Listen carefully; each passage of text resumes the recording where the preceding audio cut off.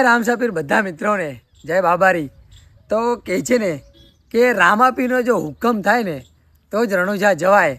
તમારી જોડે ગમે હોય ગાડી બંગલો પૈસા દોલત છોરત બધું હોય ને છતાંય જો રામાપીરનો હુકમ ના થાય ને તો તમે ના જઈ શકો।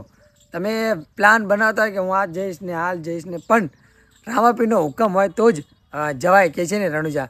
મારો પણ પ્લાન હતો કે આ બીજ ભરવા હું રણુજા જાઉં રામાપીરના દર્શન કરવા સાયકલ લઈને, પણ પ્લાન તો બહુ દિવસથી બનાવ્યો હતો પણ છતાંય રામાપીરનો હુકમ ના થયો અને મારે જવાનું કેન્સલ થયું। અને આપણે આ બીજ જે રામાપીરની 19 તારીખે આ બીજ આવે છે એ બીજ આપણે પીપળી જવાનું છે રામાપીરના દર્શન કરવા।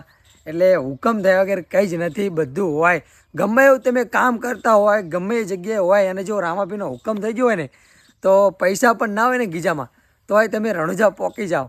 પણ જો હુકમ તમારે ના થાય ને તમે ગમે એટલો પ્લાન બનાવો અને તમે જો કહો કે જઈ સત્ય બધું હોવા છતાંય પણ છતાંય તમારો પ્લાન કેન્સલ થાય। એટલે બાબારીનો હુકમ જરૂરી છે અને આપણે હુકમ નથી થયો અને આપણે પીપળી રામાપીરના દર્શન કરવા આ બીજે જવાનું છે।